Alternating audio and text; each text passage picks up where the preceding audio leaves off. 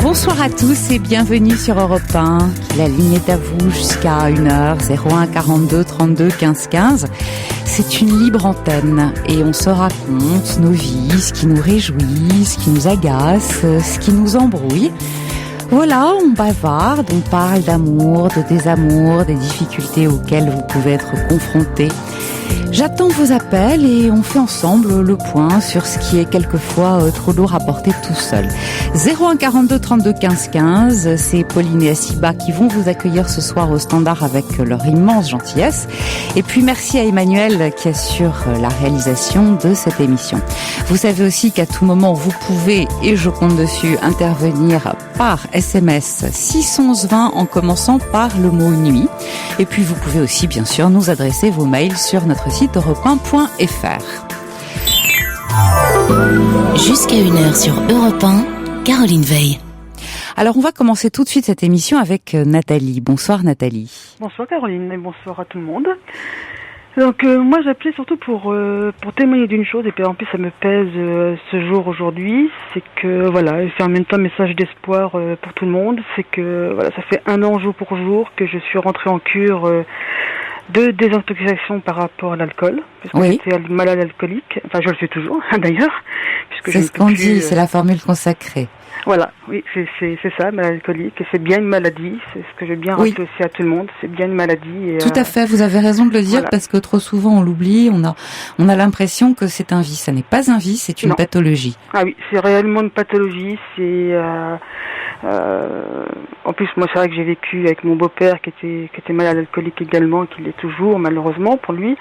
Mais bon, moi, c'est pour d'autres circonstances qui a fait qu'effectivement, on tombe un peu là-dedans, un peu malgré soi, et puis après il y a un moment, il y a un engrenage et qu'on n'arrive plus du tout, c'est là que ça devient vraiment une maladie, c'est qu'on n'arrive plus du tout à s'en sortir, malgré que tous les matins ou tous les soirs, quand vous avez été alcoolisé, vous vous dites demain non c'est bon, je ne bois plus, c'est terminé, et puis que malheureusement vous recommencez quand même, vous continuez, et que ça devient un cercle vicieux, et vous continuez tout le temps, et jusqu'à une prise de conscience qui fait que voilà, moi j'ai eu de la chance d'avoir un bon entourage, surtout ma sœur qui un jour m'a fait prendre conscience que j'avais un problème avec l'alcool, que j'ai pas voulu d'abord sur le coup écouter. Oui, bien sûr, on a toujours l'impression qu'on n'est pas malade. Voilà, qu'on n'est pas malade, et puis c'est vrai que moi j'avais également de la chance d'être suivie, mais pour d'autres choses, d'ailleurs je suis toujours suivie par un psychologue.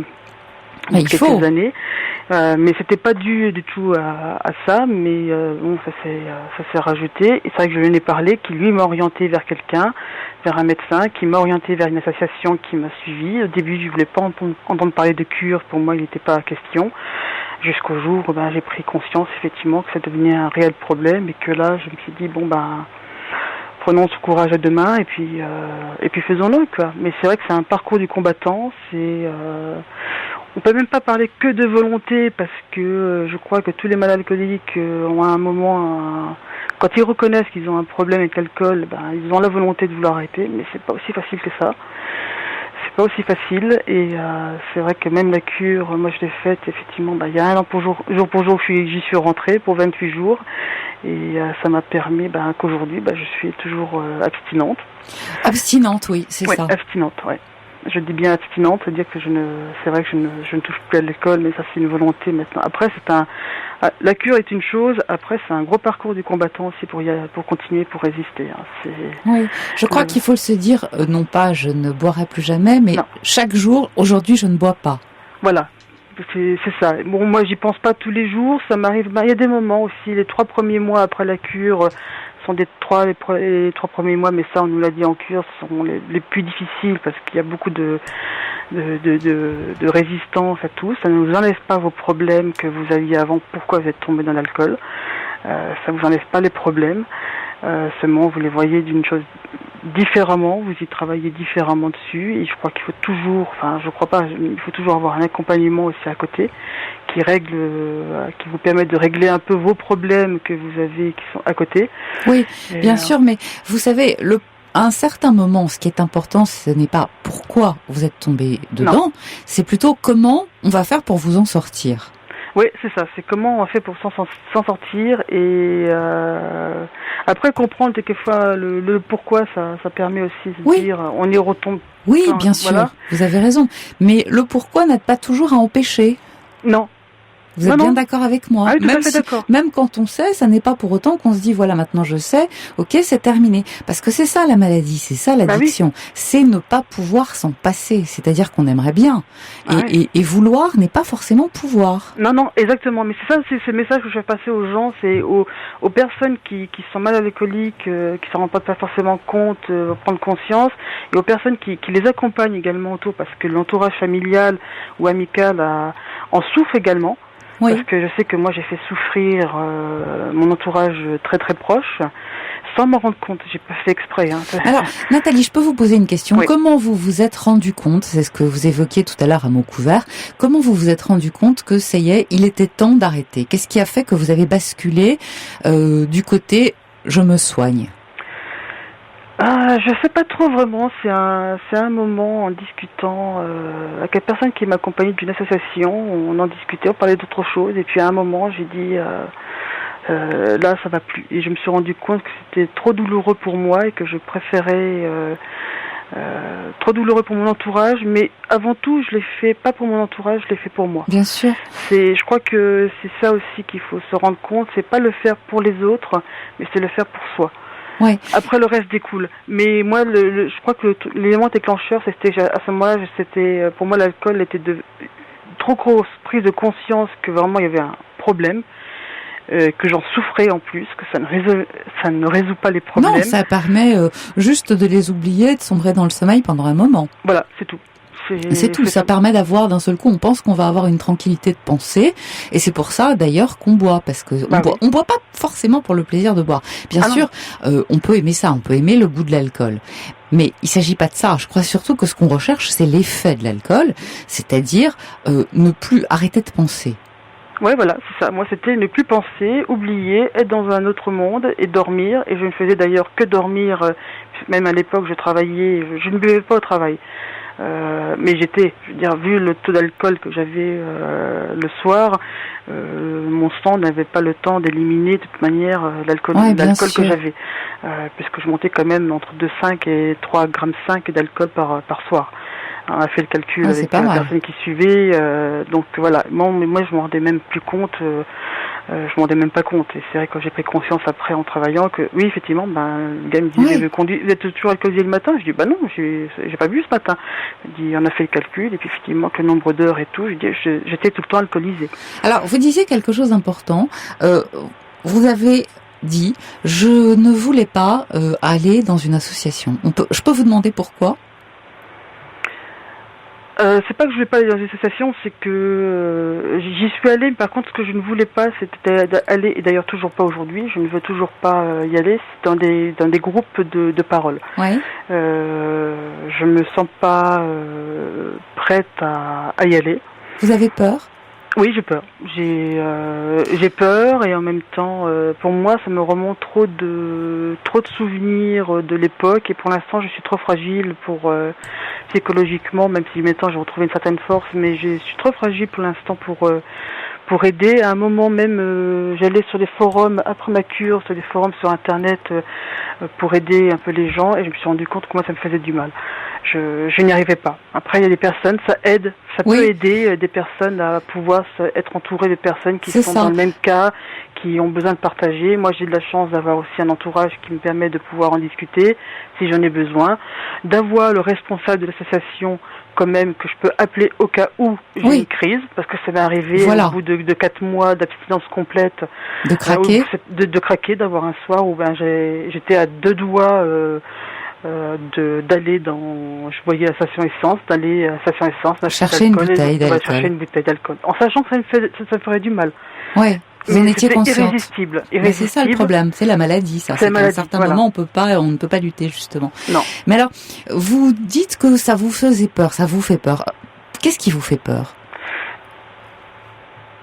Je crois que ce qui me fait peur, finalement, c'est d'être confronté d'entendre d'être confronté à d'autres personnes qui sont dans cette problématique, dans cette maladie, même s'ils s'en sont sortis.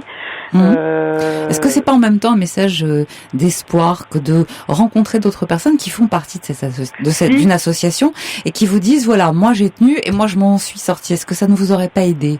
Si, je pense que si. Mais je pense que c'est pour ça, d'ailleurs, que ce soir j'appelle, alors que ça fait juste un an. Je pense que c'est pour ça que c'est pour ça qu'on en parle, justement, parce que là, vous êtes en train de témoigner. Exactement. Et ce que vous dites, c'est extrêmement important pour tous les auditeurs qui vous écoutent et puis qui peuvent aussi rencontrer ce problème d'alcool. Ouais.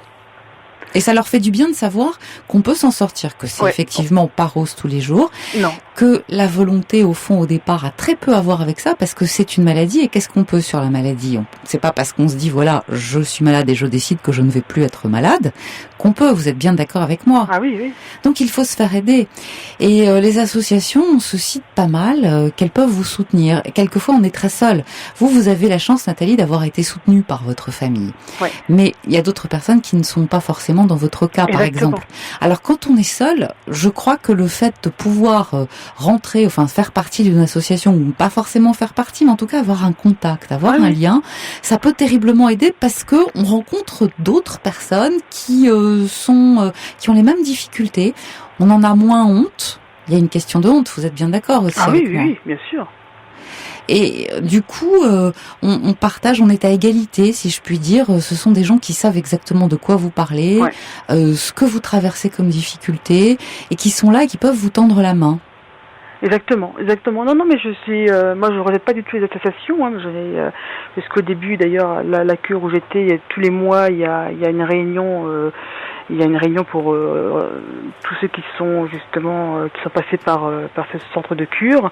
On se retrouve, des gens que je connais absolument pas et tout ça, qui ont été dans d'autres cures à d'autres lieux, et on voit. Bon, moi j'ai été 3 fois, et puis je me suis rendu compte que finalement j'avais plus forcément moi le besoin. Pour moi, en tout cas, j'y retournerai pour témoigner de nouveau, et voilà. Mais je pense que les associations aussi sont très importantes, et je les soutiens à fond, et je sens, elles sont très importantes pour être là, pour avoir déjà une première écoute, d'exposer son problème, parce que il y a différentes voies pour s'en sortir. Il y en a qui s'en sortent tout seuls, il y en a qui c'est bien d'avoir les autres. Mais c'est bien d'avoir les autres. Et d'ailleurs, je vais vous dire, votre témoignage, Nathalie, et donc merci et bravo de nous appeler pour ça, parce que vous voyez, je reçois plein de SMS vous concernant. D'abord, vous êtes une femme courageuse, continuez sur la voie que vous avez choisie. Ça, c'est de la part de Claire. Et puis aussi, quel courage d'oser parler, de se faire soigner, mais aussi des souffrances pour l'entourage. Donc, vous voyez, vous êtes vraiment au cœur du problème. C'est-à-dire que non, il y a vous, bien sûr, et puis il y a ceux qui vous entourent. Mais le plus important, et vous l'avez dit, c'est vous. Vous l'avez fait pour vous. Ouais, c'est pour moi que je l'ai fait. Ça, c'est le message que pendant la cure qu'on nous avait bien expliqué. C'était pour soi qu'il faut le faire, et pas pour les autres. Forcément, c'est d'abord soi, et après les autres ont leur importance, mais c'est soi. Ouais. Et aussi dire aussi que c'est pas parce qu'on a fait une cure, c'est parce que ça fait 1 an, effectivement. Je suis pas à l'abri de rechuter. Non. Je suis pas à l'abri. Je sais ce qui m'attend. Je veux dire, si je retouche effectivement un verre d'alcool. Oui. C'est 1 an, je crois. J'en connais. Le premier, c'est de toute façon 1 an sans alcool du tout, je crois, au départ. Oui, ça c'est le premier truc. Après, il parle de 3 ans et après, bon voilà. Et même, on a eu des témoignages pendant la cure des gens qui au bout de 30 ans, ont rechuté en pensant être à l'abri, en disant oh ben un verre d'alcool ça ne fera rien. Et puis non, malheureusement, voilà, parce que c'est une maladie et qu'il y a une petite lumière rouge dans le cerveau qui s'allume dès qu'on est avec un verre d'alcool entre les mains en disant vas-y c'est bon pour toi. Voilà, c'est dans votre cerveau la molécule est activée à vie. Voilà. C'est à vie. Dès que vous reprenez un moindre verre d'alcool, c'est bon, c'est réactivé. C'est réactivé. Et c'est aussi un message pour dire à toutes les personnes, je veux dire, même que ça c'est pas ça dedans, mais par rapport aux jeunes qui... oui, c'est important aussi parce qu'aujourd'hui, je dois dire qu'il y a de plus en plus de jeunes qui s'alcoolisent très très vite. Déjà à l'âge des j'ai envie de dire surprise party, c'est passé, ça les surprises party, mais oui. Je vais dire dès que les booms sont un peu dépassés, allez hop, on y va. Et c'est vrai aussi que l'alcool est en vente libre, donc c'est facile de s'en procurer. Oui. Et quand même souligner que on parle de toutes les drogues qui sont illégales, mais que l'alcool est une drogue. Oui. Oui, puisqu'on ne peut pas s'en passer. Parce qu'on ne peut pas s'en passer à un moment. Quelqu'un qui boit un verre d'alcool de temps en temps, je veux dire, il n'y a pas de mal dans l'alcool tant que ça. Mais je veux dire, quand on arrive à une certaine dose qui devient après une maladie, je veux dire, l'alcool est quand même une drogue très forte. Ouais. Qui est certainement une des drogues les plus fortes, je veux dire, parce qu'il y a une dépendance physique, psychologique et tout ça. Que c'est très dur aussi de s'en passer. Et que c'est une drogue. Et malheureusement, elle est en vente libre. C'est vrai. On n'en parle pas assez... Ouais, mais bon, c'est comme tout. Il faut savoir ne pas tomber dans l'excès. Écoutez Nathalie, je vous remercie vraiment de votre témoignage. Alors, je vous donne quand même un petit livre qui est drôlement bien, un livre de Chabalier qui s'appelle Un dernier verre pour la route et qui est un témoignage comme vous de quelqu'un qui s'en est sorti. Voilà. Et c'est un joli livre. Merci en tout cas parce que c'est un problème important que vous avez soulevé et puis trop souvent on n'ose pas en parler, on est dans la honte, on pense qu'il s'agit d'un problème de volonté et c'est pas ça et vous avez bien fait de le souligner. C'est pas un problème de volonté, il faut pas en avoir honte non plus. Ouais. C'est dur c'est facile pour moi de dire ça, mais quand on est dedans, on en a honte. Moi, j'en ai eu honte, mais il faut pas en avoir honte. C'est une maladie, et voilà. Et puis, et dire que même après, c'est encore un combat. Ouais, c'est toujours une lutte. C'est toujours une lutte. C'est toujours une lutte tout le temps, même si elle est moins forte, mais ça reste toujours une lutte et il faut s'accrocher. Et sincèrement, juste pour dire un dernier mot, sincèrement, ça en vaut le coup. Oui, exactement. Mais ça, c'est le mot de la fin. Ça vaut le coup. Voilà. On peut avoir beaucoup de plaisir sans tomber là-dedans. Ouais, voilà. Je vous remercie Nathalie parce que c'est un problème important. Merci beaucoup de votre témoignage. À très bientôt. À très bientôt. Au revoir. Au revoir.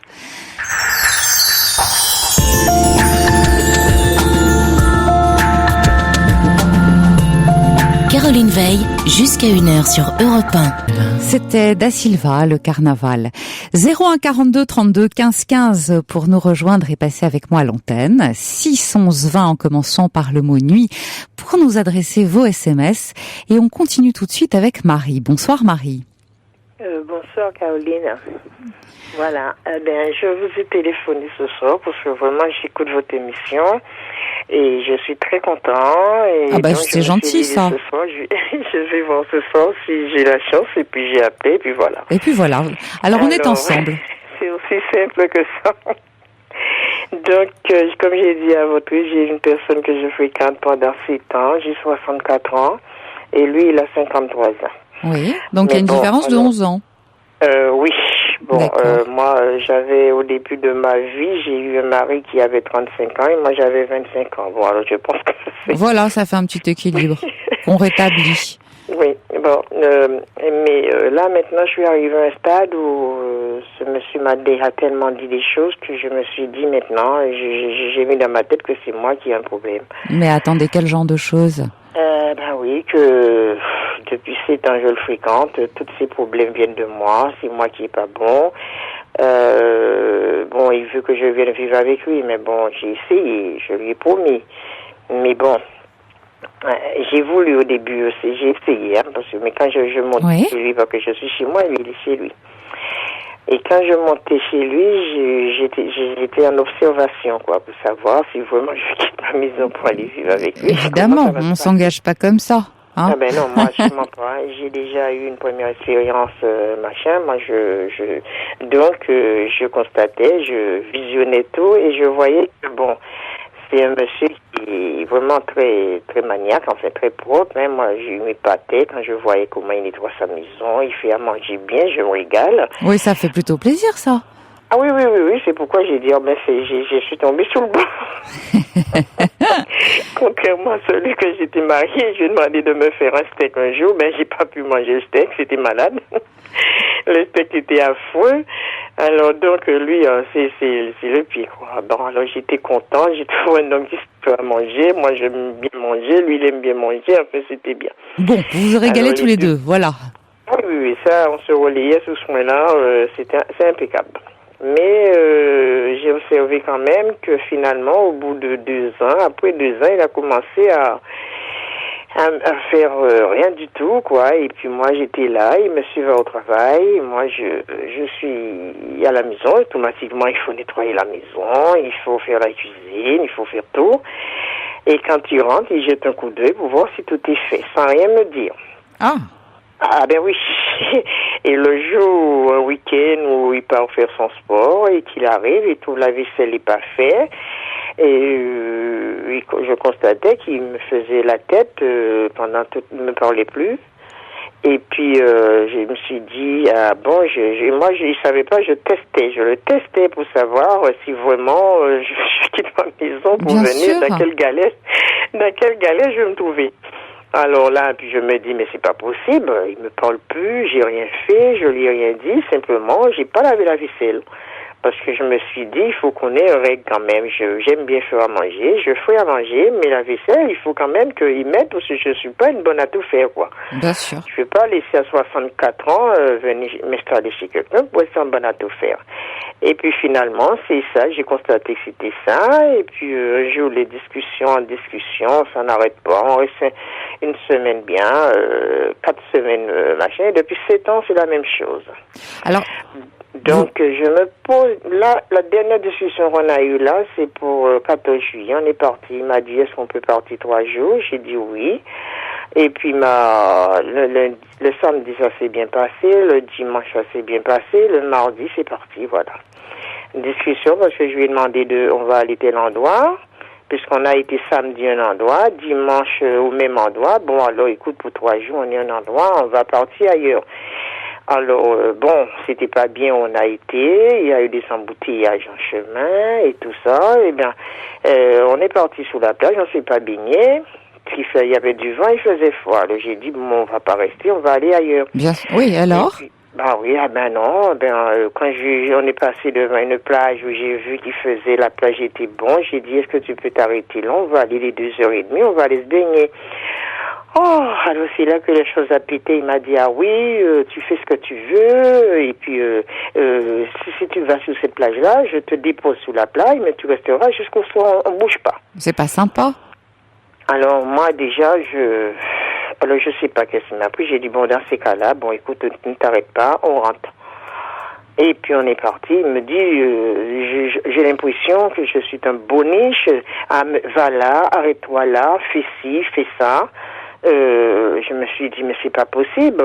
J'ai dit, mais arrête, je suis venue passer 3 jours seulement. Alors moi, je sais pas, j'ai pété les plombs, je me suis mis à crier dans la voiture, j'ai perdu ma voix. Et puis lui, il n'arrêtait pas de me dire des choses, il n'a pas arrêté. Je me demande s'il n'avait pas bu, parce que bon, comme il boit. Ah, il boit en plus? Ah oui, ça, depuis, je sais qu'il boit, mais bon, je me suis dit, il est pas méchant quand il a bu, donc moi... on est content déjà qu'il ne morde pas. Oui, il y en a qui sont très méchants, mais lui non. Mais il me sort n'importe quoi. Bon écoutez, et les paroles ont été, ça a été. Depuis que je te connais, je recule, je n'avance pas. Je rentre, je sors au travail, je rentre, j'ai rien à manger, il faut que je fasse mon manger. Enfin, j'ai dit, écoute, je t'ai déjà envoyé 6 courriers. Et sous les courriers, comme il parle pas, alors moi j'envoie des courriers, quoi. Dites-moi, Marie, pourquoi est-ce que vous restez? Ah, mais je suis chez moi. Oui, non, mais pourquoi est-ce que vous restez avec lui? Ben justement, c'est ça, je suis venue savoir vraiment si vraiment... là maintenant, je suis avec lui par pitié, là. Oui, parce que là, si vous voulez, ça me fait penser à il boit, il me prend mon argent, il me frappe, comment faire pour le garder? Vous voyez ce que je veux dire? Hein? Oui, mais ce lundi-là, justement, j'ai écouté, parce qu'il était parti, moi je suis restée dans la chambre d'hôte où j'étais. Ce lundi-là, j'entendais une dame qui avait des problèmes comme ça avec un monsieur, et puis vous lui avez dit que ce monsieur se sent agressé. Agressé parce qu'il a des problèmes depuis son enfance dans son truc et il se sent agressé par la dame. Alors moi je me suis dit, est-ce que lui je sais qu'il a eu des problèmes. Son père c'était un homme qui buvait. Oui. Ils étaient ils étaient 10 dans la maison et quand monsieur rentrait, le repas n'était pas fait. C'était tout le monde y passait, quoi. Et vous avez envie de cette vie-là? Ben, pas du tout. Bon. Alors je me suis dit, est-ce que moi je l'agresse? Est-ce que c'est mauvais, je l'agresse? Parce que je me laisse pas faire, je l'envoie promener, je lui dis... Non, vous avez un instinct de conservation qui fait que vous n'êtes pas prête à céder à tous ces caprices. Et j'ai l'impression qu'il a une petite obsession du côté du ménage, d'après ce que vous racontez. Ah ben oui, ça c'est sûr, ménage et repas, alors là quand il... Oui, voilà. Ça c'est sûr, hein, il a besoin d'une personne pour... Bon, alors... C'est ça le problème. C'est ça le problème. Et vous l'avez dit tout à l'heure très justement, vous avez dit à 64 ans, je vais pas laisser ma maison pour aller faire la cuisine et le ménage chez quelqu'un. Il s'agit pas de ça. Il faut aussi, le but de l'histoire, c'est quand même d'avoir du plaisir ensemble et puis qu'on vous donne un peu d'amour, non? Ah ben, que des cris, des reproches et tout ça, pourquoi faire? J'ai fini par croire que c'est moi qui est pas bon. Il m'a dit l'autre jour, tu t'es marié, tu as quitté ton mari. Tu es resté non, il est mort. 18 ans avec une autre personne, tu l'as laissé, mais chercher les rois. Oui, c'est ça. Enfin, je vais vous dire, en attendant, lui, qu'est-ce qu'il a fait? Il a déjà été marié? Lui, tout le monde se casse là. Ouais. Alors, il est resté avec une personne, il a eu un enfant qui a 20 ans, justement, et cet enfant, moi, je tiens pas à sortir chez moi pour aller vivre avec lui et son fils. Parce que moi, j'ai commencé ma vie à 25 ans avec un homme qui avait 3 enfants. Oui. Mes parents n'ont pas trouvé que c'était trop, un homme avec 3 enfants. Je me suis mariée avec, et puis je suis partie. Oui. Un an après, j'ai laissé le monsieur et ses enfants, je suis partie.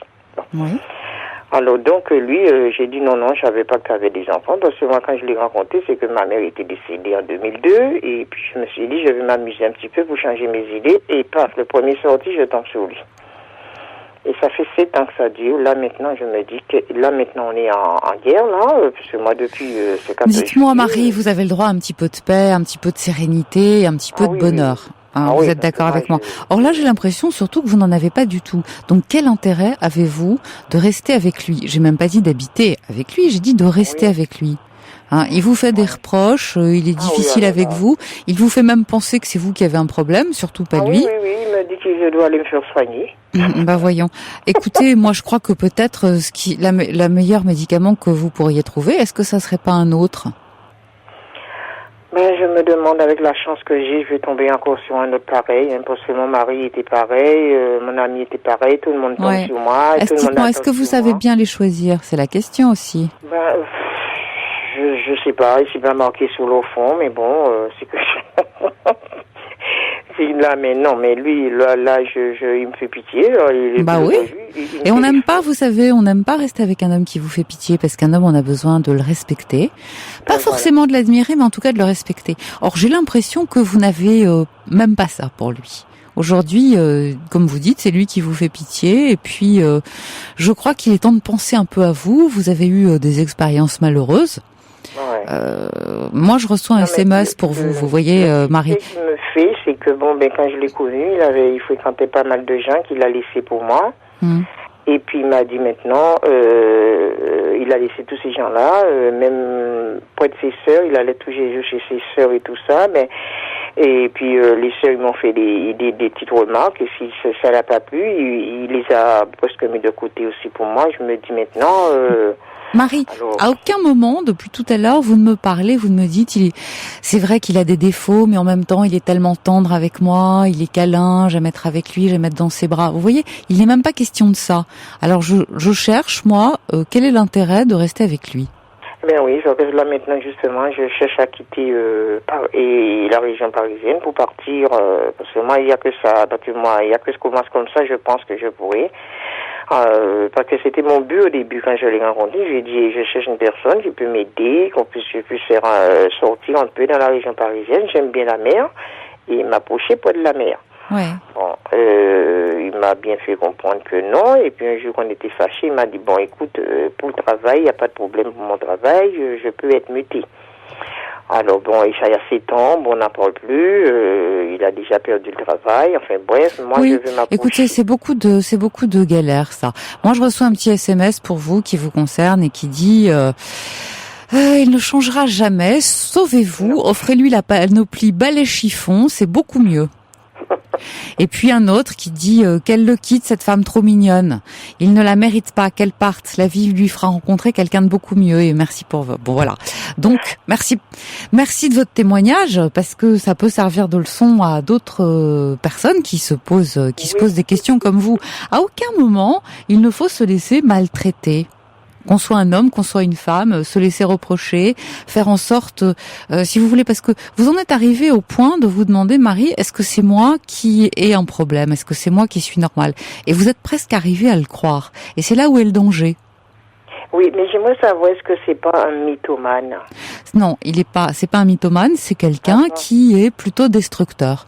Voilà. Et qui ne veut pas reconnaître ce côté-là chez lui et qui préfère penser que c'est l'autre qui a tous les défauts.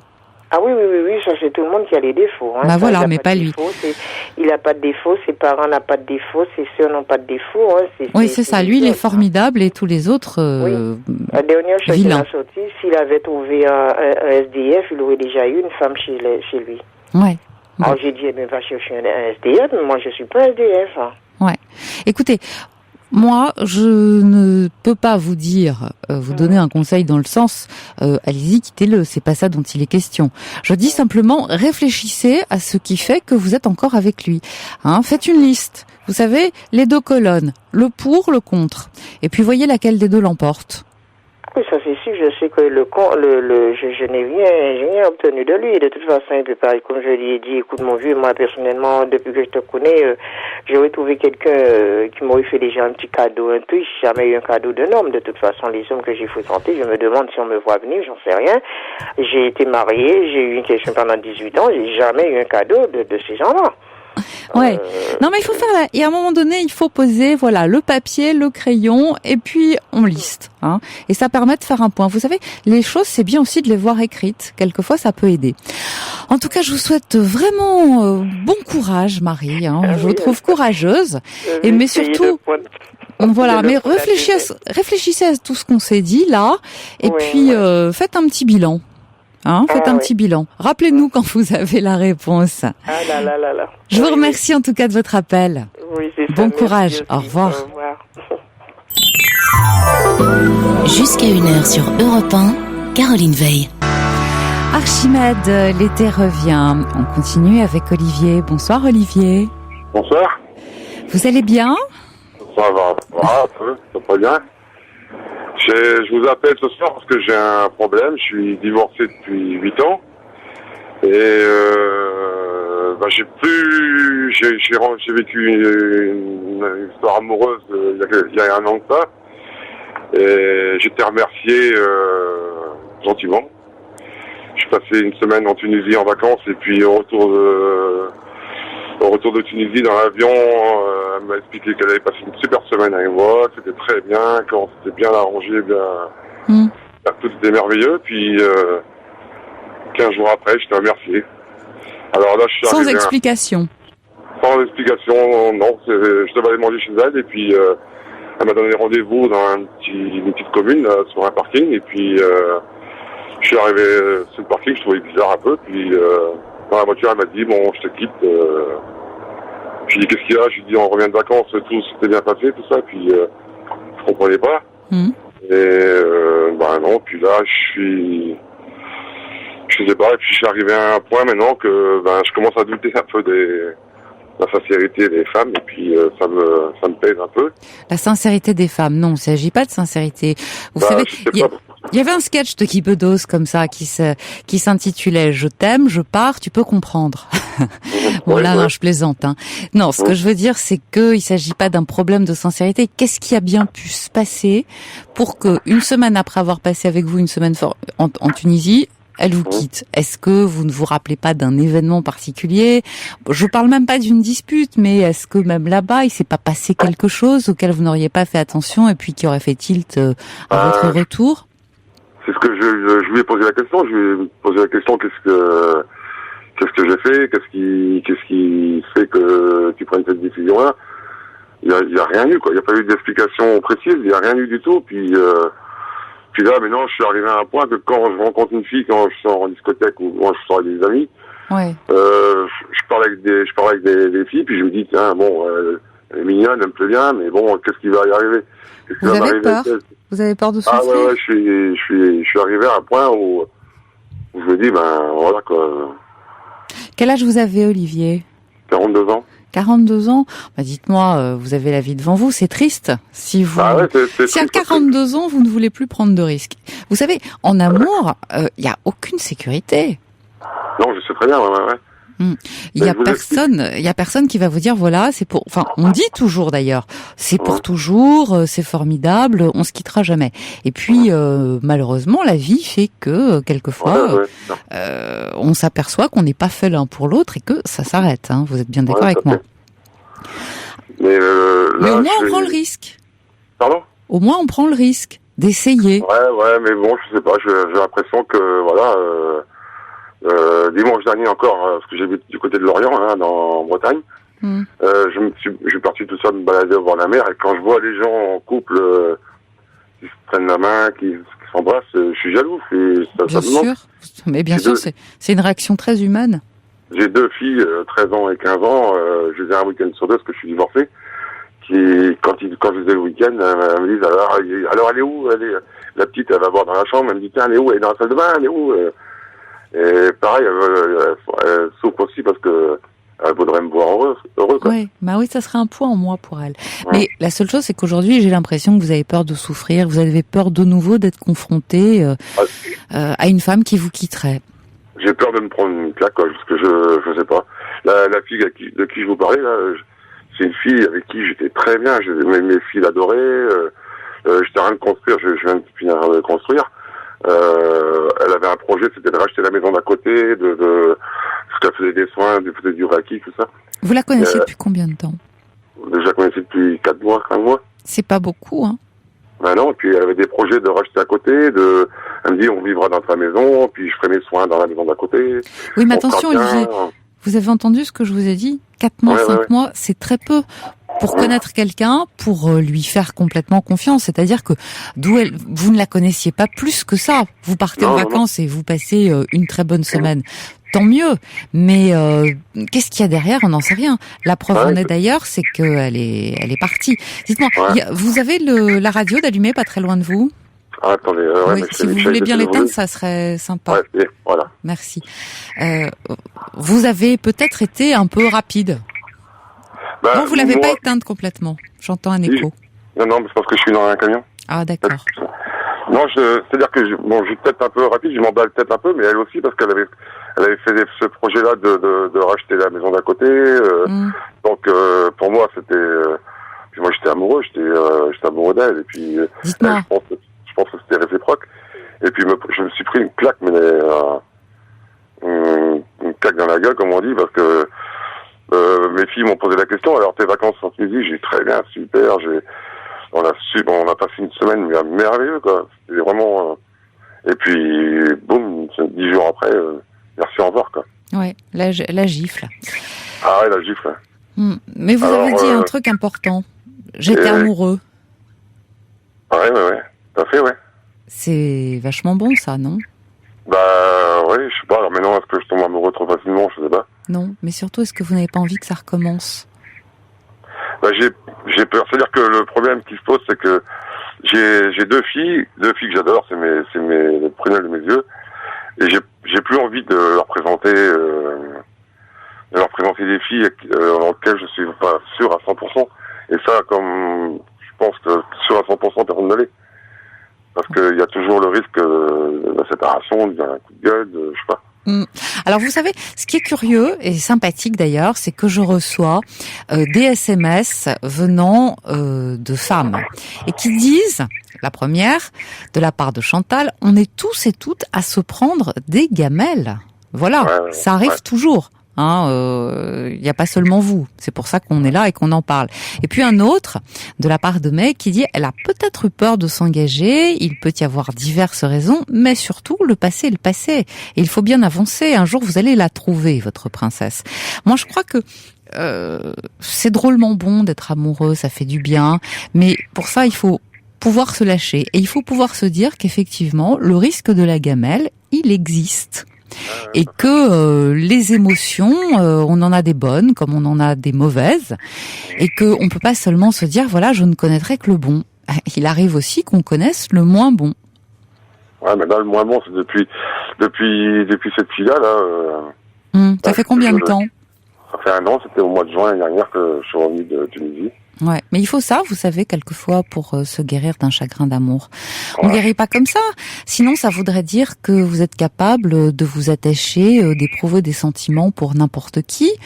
Le fait même que vous ayez eu des réticences, du mal à vous occuper à remarquer même quelqu'un d'autre, ça prouve que vous avez vraiment eu un truc pour elle. Ouais, tout à fait. Ah ouais, j'étais bien. J'étais vraiment bien avec elle. D'ailleurs, 3 semaines ou 1 mois après l'avoir connue, on fait un repas une cousinade dans la famille. Je l'ai emmené avec moi, quoi. Et puis bon, ça s'est bien passé. Tout était bien, quoi. Et puis j'ai des cousins et des cousines qui m'ont appelé après, qui m'ont dit elle est mignonne, elle est sympa. J'ai discuté avec elle. Et puis en retour de Tunisie, je me rappelle dans l'avion. Ça j'ai bien compris, c'est fini, voilà. Dans l'avion, elle m'a serré la main, mais elle m'a serré fort la main, quoi. Elle m'a dit j'ai passé une super semaine. C'est vrai, moi ouais, il y a de quoi y perdre son latin, on est d'accord, on comprend pas. Ouais. Et puis 10 jours après, boum, merci, au revoir. Bon, il s'est sûrement passé quelque chose. Alors, est-ce qu'elle a reçu une nouvelle, peut-être, d'anciens amis? Est-ce qu'elle a été prise, peut-être qu'elle a fait des enfants qu'elle vous en a pas parlé, qu'il s'est passé quelque chose dans sa famille et qu'elle a voulu le garder pour elle toute seule? Vous savez, il peut y avoir 1001 raisons. En tout cas, elle a préféré ne pas vous en parler, peut-être aussi pour vous préserver, peut-être aussi pour ne pas vous faire de peine. Et s'en aller comme ça, sans vous faire de peine. Alors, elle vous a pas donné de raison, ce qui vous mine, mais en même temps, elle vous a pas accusé de quoi que ce soit, elle vous a pas mise en cause. Vous voyez, elle ne vous a rien reproché. C'est important aussi, c'est-à-dire qu'elle vous a laissé intact, tel que vous étiez. Elle vous a pas abîmé. Ce qui vous a abîmé, c'est la séparation. Mais là maintenant, si vous voulez, bon, j'ai fait un peu le deuil de tout ça. Le problème maintenant, c'est que maintenant quand je croise une fille, quand je rencontre une fille, je me dis qu'est-ce que je vais prendre dans la figure avec elle, quoi. Qu'est-ce qui va se passer, qu'est-ce qui va. Olivier, vous savez que toutes les femmes ne sont pas dangereuses. Non, je sais. Je sais bien. Voilà, alors il faut pas le vivre comme ça. Là, depuis 1 an, j'ai rencontré, j'ai rencontré une de filles, mais c'est pas ça, quoi, parce que je sais pas. Puis je suis en train de me dire, est-ce que je suis pas en train de chercher le petit truc qu'est-ce que là ça va. Puis je suis en train de chercher en profondeur, qu'est-ce qui va faire que ça va pas marcher. Et puis finalement, si jamais vous trouviez, est-ce que ça la ferait revenir? Même pas sûr. Ah, mais de toute façon, c'est pas. C'est fini. Voilà, c'est fini. C'est fini. Donc, il faut pas stationner là-dessus. Vous avez connu une belle histoire, vous y avez cru, ça s'est arrêté, vous avez souffert, ça fait 1 an. Alors je comprends qu'aujourd'hui vous disiez qu'est-ce que me réserve l'avenir. Mais l'avenir, il va peut-être vous réserver des choses extrêmement bonnes. Il suffit juste de se promener un peu et surtout d'accepter que tout ne soit pas parfait. Que quelquefois, eh bien, oui, il y a des femmes qui soient peut-être un peu plus incompréhensibles que d'autres, mais ça veut pas dire pour autant qu'elles sont toutes comme ça et que surtout, vous n'allez pas tomber, en rencontrer une qui va être elle aussi folle amoureuse de vous, et je vous le souhaite. Il n'y a pas de raison. Vous avez l'air d'être plutôt sympa. Merci, c'est gentil. Bon. Je voudrais pas que vous soyez amer. Vous voyez ce que je veux dire? Amer et apeuré. Je reçois des SMS pour répondre à Olivier. La peur empêche d'avancer. C'est la pire ennemie. Chaque jour qui arrive peut être merveilleux. Voilà. Ouais, c'est vrai. Et puis un autre qui dit je connais la même situation et éventuellement je suis prête à donner mes coordonnées hors antenne. Voilà, donc éventuellement on va vous garder puis on les donnera. Pas de problème. Et puis un autre de la part de Lisa qui dit aussi prenez le temps de connaître votre prochaine compagne avant de projeter quoi que ce soit. Et c'est vrai. Voilà. C'est vrai que je m'emporte un peu. Je vais à fond tout de suite dès le départ, quoi. Et puis hop, c'est parti. Voilà. Ouais, je sais pas. Ouais, vous passez tout de suite la seconde. Bon, écoutez, en tout cas, voilà, vous avez tiré des leçons, ça c'est sûr. Ouais. Hein? C'est sympa. Au moins, voilà, au moins la prochaine fois, vous allez réfléchir et puis vous allez prendre le temps. Ouais, bien sûr. Mais surtout, lâchez-vous. Si vous sentez qu'elle est bien, lâchez-vous. Ouais. Un petit conseil d'amis. Ça me ferait très plaisir, et puis à mes filles aussi, parce que la solitude de leur papa, ça leur plaît pas beaucoup. Bien sûr, elles ont besoin de vous voir exister pour pouvoir exister elles aussi. Bah oui, tout à fait. Olivier, je vous souhaite bonne chance et puis j'espère surtout que vous allez nous rappeler très vite pour nous dire voilà, ça y est, j'ai rencontré la femme de ma vie. Bah oui, j'espère bien, ouais. J'espère que vous allez me rappeler pour me dire ça. Vite. Ah oui, bah, je vous tiens au courant, pas de problème. Merci beaucoup. En tous les cas, votre émission est super, je suis chauffeur routier, je vous écoute tous les nuits. Ah bah génial. C'est adorable. Génial, merci à vous. Au revoir Olivier, à bientôt. Bonne fin d'émission, au revoir. Au revoir.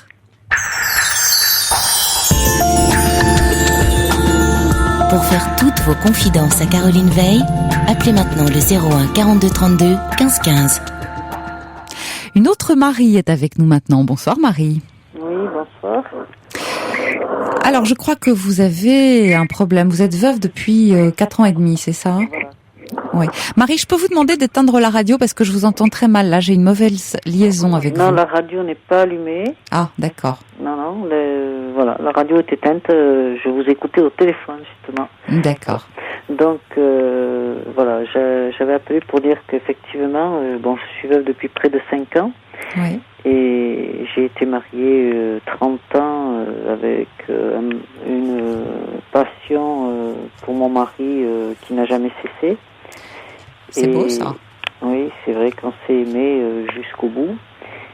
Et au mois de février, j'ai rencontré un homme à Toulouse. Et bon, je l'avais rencontré 6 mois avant, mais comme ça, dans une soirée. Et puis bon, je l'ai rencontré 2 ou 3 fois sans rien. Et puis au mois de février, on est sortis ensemble. Et puis bon, c'est quelqu'un que depuis 4-5 mois, je trouvais très sympathique. Voilà. Et il a 60 ans. Et il est à la retraite. Moi, il se trouve que je travaille puisque mon mari était agriculteur et j'ai ma fille qui a repris l'exploitation agricole. Ah, c'est bien ça. Oui. Voilà, donc je lui avais, même si je travaillais pas dans cette branche-là, j'avais dit à ma fille, je t'aiderai de toute façon puisque c'était ce qu'elle avait choisi. Oui. Bon, alors.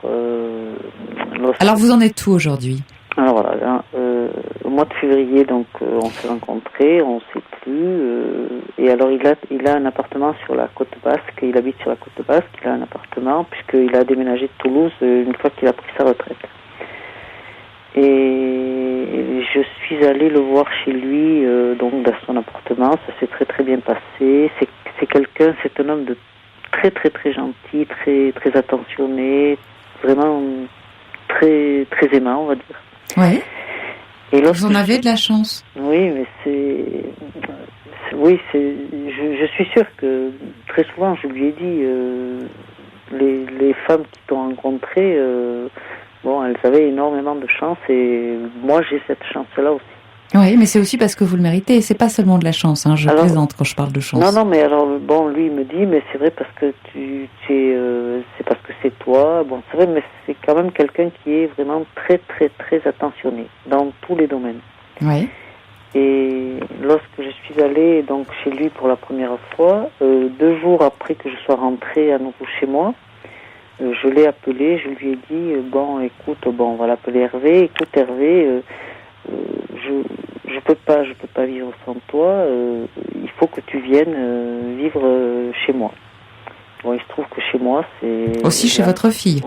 ma fille aussi vivait là. Maintenant, elle est partie puisqu'elle a un copain, donc elle vit elle travaille avec moi, mais elle se retire chez son copain. Mais par contre, c'est la maison de mon mari.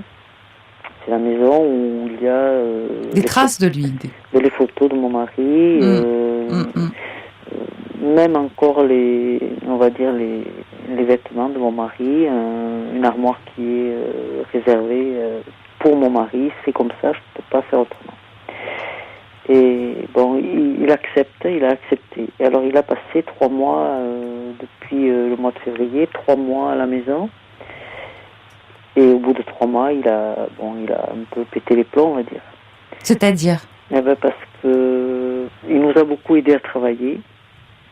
Et c'était pas du tout son domaine, il était commercial.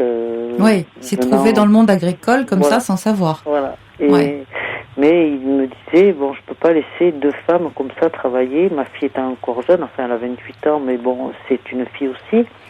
Et dans ce métier-là, c'est vrai que c'est difficile. C'est vrai qu'il est attentionné. Oui, très, très, très attentionné. Donc, il nous a beaucoup aidés. Ma fille est en train de restaurer la maison familiale, donc il l'a beaucoup aidé à faire toutes les restaurations à l'intérieur. Vraiment, il a beaucoup, beaucoup aidé.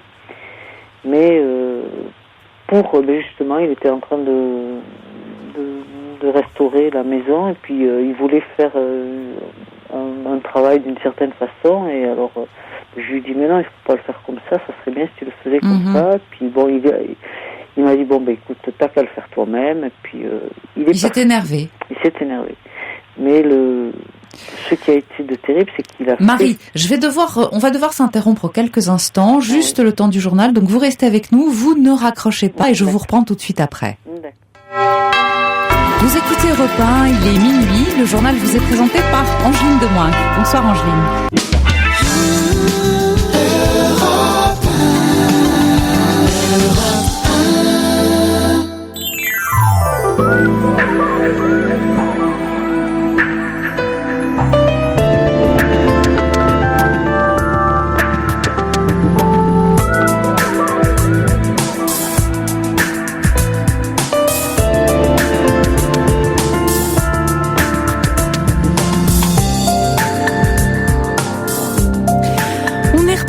Pour 1 heure de liberté, la ligne est à vous, 01 42 32 15 15. On parle de vous, de vos relations affectives, ce qui vous fait plaisir, ce qui vous fait moins plaisir et quelquefois même pas plaisir du tout. Voilà, on parle de vos attentes, vos rêves et puis vos déceptions parce que ça arrive aussi quelquefois. On avance, vous savez que vous n'êtes pas seul. J'attends vos appels 01 42 32 15 15 et puis vos SMS 6 11 20 en commençant par le mot nuit. Alors un peu avant le journal, nous étions avec Marie qui a 57 ans, je crois. Je peux dire votre âge, Marie, pardon. Oui, voilà. Et puis vous aviez rencontré quelqu'un, un homme avec lequel vous étiez depuis le mois de février. Je résume pour des auditeurs qui nous prendraient en route. Et puis votre ami a accepté de venir s'installer chez vous, une maison où vous aviez vécu, je crois, avec votre mari pendant une 30aine d'années. Et d'un seul coup, au bout de quelques semaines, il a, comme vous dites, pété les plombs. Alors, la question que j'ai envie de vous poser, c'est est-ce que vous lui avez réellement fait une place dans cette maison ? Non, je pense pas. Non, je ne pense pas. C'est-à-dire que je sais pas comment dire, voyons. J'ai voulu qu'il soit avec moi parce que c'est vrai qu'on s'aime toujours d'ailleurs. Oui. On s'aime énormément. Mais il y avait près de 5 ans que je vivais seule, que j'avais organisé ma vie parce que je me suis quand même battue pour. Ça n'a pas été facile. Après, mais j'imagine. Le décès a été quand même assez subi, donc il a fallu que je me batte pour tout ce qui est succession. Il y a eu beaucoup la famille de mon mari qui m'a tourné le dos. Donc j'ai eu beaucoup de déceptions. Donc je me suis, je m'en suis sortie. Et ce qui fait que n'ayant jamais, on va dire, baissé les bras, oui. Vous êtes une battante. Voilà, je pense que oui, parce qu'autrement, je crois que je ne serais pas là. Bien sûr, vous êtes une battante. Et puis, vous êtes même tellement intervenante, si je puis dire, que vous avez pu rencontrer quelqu'un. Donc, vous avez réussi à vous rendre disponible. C'est déjà un grand pas, parce que vous dites avoir quand même connu un grand amour avec votre mari. Vous vous êtes vraiment aimé, et c'est pas facile de recommencer, en tout cas de continuer derrière ça. Alors, c'est vrai qu'il y a un modus vivendi à trouver avec le prochain février. Bon, mon Dieu, ça fait 5 minutes, hein. Vous êtes bien d'accord avec moi, c'est très jeune tout ça. Oui, c'est sûr. Après, c'est vrai que mon mari avait une forte personnalité, une grande notoriété aussi, parce qu'il était dans le monde politique, sportif, associatif. Il avait beaucoup de responsabilités. Donc, j'ai beaucoup d'amis que j'ai conservés. Et lorsque je suis avec mon ami et que je rencontre ses amis, on parle beaucoup de mon mari. Et moi-même, je parle beaucoup de mon mari, parce que mon mari, c'est mon mari, et mon mari, il est toujours présent en moi, dans ma maison aussi. Voilà, c'est pas facile de passer derrière. Et je sais que pour lui, c'est pas facile. Alors, on a fait un compromis, on va dire. Et on a essayé à ce qu'il soit plus chez lui, dans son appartement. Là, il y est en ce moment. Et qu'il, de temps en temps, vienne de temps en temps chez moi. Passer quelques jours. Voilà. C'est pas mal, ça. Et après, il est parti hier, par exemple. Et c'est pour ça que j'ai essayé de vous appeler hier soir, d'ailleurs. Oui. Il est parti hier... Et moi, hier soir, j'étais pas bien. Voilà. Et quand il est pas là, je suis pas bien. Et quand il est là toute la journée et en permanence, c'est vrai que par moments, il me dérange aussi. Oui, il est un peu trop là. Il est trop présent dans votre univers. Voilà. Ouais. Et quand il est pas là, il vous manque. Voilà. Et donc alors après, quand on discute, parce qu'on parle beaucoup, et quand on discute, tout à fait au début, je suis, c'est vrai, quelqu'un de passionné, et je lui disais, mais très très vite, je lui disais que j'aimerais qu'on se marie. Oui. Et il a été très surpris, mais très... c'est bien ça, parce qu'au moins il a une idée de vos intentions. Il sait que ce que vous avez pour lui, c'est quelque chose de sérieux. Voilà. Et après, oui, mais le problème, c'est que il me dit, mais tu aimes trop ton mari, et je lui dis, mon mari, de toute façon, il ne peut pas revenir. Oui. Et je ne peux pas dire que je ne l'aime pas, mon mari, je l'aime. Ouais. Et je l'aimerai toujours. Alors, ce que vous devriez lui dire, justement, c'est que peut-être le fait que vous aimiez toujours votre mari, en même temps, c'est un gage de sincérité vis-à-vis de lui. Ça veut dire que quand vous vous engagez vraiment. Ça devrait le rassurer, lui. Oui, mais ça ne le rassure pas, je pense. Ça le rassure pas. Mais ça veut dire que vous êtes vrai. Vous êtes quelqu'un de vrai. Oui, j'ai passé ma vie comme ça. Ça, c'est sûr que j'ai passé ma vie. J'ai une morale. J'ai été élevée comme ça aussi. Et donc, j'ai une certaine... j'aime ce qui est droit, on va dire. Ouais. En même temps, vous savez,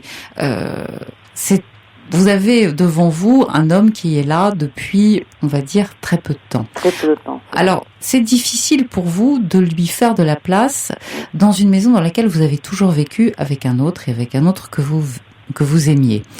Il faut un peu de temps. Il faut un peu de temps pour que lui trouve sa place, et surtout pour que vous puissiez la lui faire. C'est pas évident. Je crois que vous étiez, d'après ce que vous dites, peut-être mieux quand vous étiez chez lui. Voilà, alors c'est vrai que lorsque je suis chez lui, c'est un appartement qui est tout neuf, donc il n'a pas de vie, qui n'a pas de passé. C'est un appartement qu'il a acheté avec sa femme, puisqu'il est divorcé depuis 15 ans. Donc c'est un appartement qu'il a acheté tout seul, et où j'ai été, moi, pour la première fois, puisqu'il a aménagé son appartement en décembre. Donc vous êtes la seule à avoir été dans cet appartement. Et donc, lorsque je suis chez lui, déjà c'est sur la côte, donc je suis en vacances, on va dire. Et il est vraiment très attentionné pour moi. Je suis vraiment très très bien lorsque je suis chez lui. Et hier soir, je l'ai appelé, je lui ai dit que lorsqu'il était chez moi, j'étais malheureuse de le sentir qu'il n'était pas bien, parce que je le sens qu'il n'est pas bien. Mais moi, ça me rend malheureuse. Oui. Parce que moi, chez lui, même si c'est chez lui, je suis bien. Oui. Alors pourquoi ne pas aller vous installer là-bas ? Et alors, je n'ai quitte à prendre une voiture et à faire tous les jours, vous savez, comme on fait la route quand on se rend à son travail. Oui, mais quand on a le métier qu'on a... il faut se lever tôt. Voilà, il faut se lever tôt. Voilà. Et bon, ma fille, elle va... Là, par exemple, je vais aller le rejoindre demain jusqu'à lundi. Et ma fille me laisse... elle comprend que j'ai besoin de... En ce moment, j'ai besoin de faire des breaks très régulièrement. Oui. Donc, elle assure toute seule. Elle assure, en tout cas. Voilà. Elle assure. Elle est solide, votre fille. Oui. Écoutez, moi, ça me paraît tout de même bien parti, votre histoire. Vous l'aimez, il vous aide. Le seul problème que vous rencontriez, finalement, c'est un problème de lieu. C'est pas si grave que ça. Après, mais c'est vrai que ça... Vous êtes d'accord. Au fond, vous êtes d'accord. Il y a quelque chose de véritable entre vous. Ça semble sincère de part et d'autre. Alors, ça veut dire aussi que vous êtes prêts à faire les efforts nécessaires l'un et l'autre pour que ça fonctionne. Oui, puisque lui accepte d'aller chez lui plus souvent. Après, est-ce que... là, par exemple, il voulait venir me chercher. Ouais. Je lui ai dit non, je vais venir avec ma voiture, comme ça je rentrerai toute seule. Est-ce que c'est la solution que moi, je rentre tout le temps chez moi toute seule et que lui ne vienne pas? C'est ça, un petit peu... écoutez, qu'il y vienne en tout cas le moins possible. Vous savez, je reçois un SMS très intéressant de Lisa qui dit peut-être que votre ami, quand il est chez vous, avec les photos de votre mari autour, vous avez l'impression de tromper votre mari, de ne pas être fidèle à sa mémoire. Est-ce qu'il n'y a pas un peu de ça ? C'est vrai, c'est tout à fait ça. Ouais. Alors, est-ce que, ça vous coûterait beaucoup d'enlever quelques photos, pas toutes, on va dire, mais quelques-unes ? C'est bon, j'ai l'intention d'en enlever quelques-unes. Petit à petit. De remplacer petit à petit par les photos, puisque quand on va dans ma famille ou bien chez des amis, on prend des photos ensemble, donc j'ai l'intention de remplacer quelques photos, de mettre des photos où il est avec moi, où on est ensemble avec... des photos de vie que vous partagez tous les deux. Voilà, oui. Vous voyez, ça compte parce que effectivement, il a besoin de sentir qu'il est attendu et qu'il est accueilli chez vous. Là, à la fois, il a l'impression d'être chez quelqu'un d'autre, chez un autre, et puis vous avez l'impression que votre mari, d'une certaine manière, est toujours là et qu'en fait, vous avez dit, j'ai été élevée de façon très droite, que finalement, vous faites défaut à sa mémoire. Alors ça peut être un souci. C'est pour ça que le plus souvent vous êtes chez lui, le mieux c'est. Oui, ça c'est sûr que chez lui je suis vraiment bien. Voilà. Et lui aussi est vraiment bien. Mais voilà Alors on peut essayer de trouver un modus vivendi, c'est-à-dire que mon Dieu, le week-end vous pourriez très bien aller chez lui. Vous me direz quand on a une exploitation, est-ce que le week-end ça compte ? Mais vous pourriez vous faire un grand week-end chez lui, et puis lui pourrait venir. Vous pourriez convenir qu'il vient chez vous seulement 2 jours dans la semaine. Voilà. Vous voyez, dans un premier temps, et que les choses surtout se fassent progressivement, petit à petit. Et puis au fur et à mesure, vous allez voir, ça va se faire tout seul, parce que ce dont il a besoin, c'est de sentir que vous le désirez, que vous le voulez vraiment.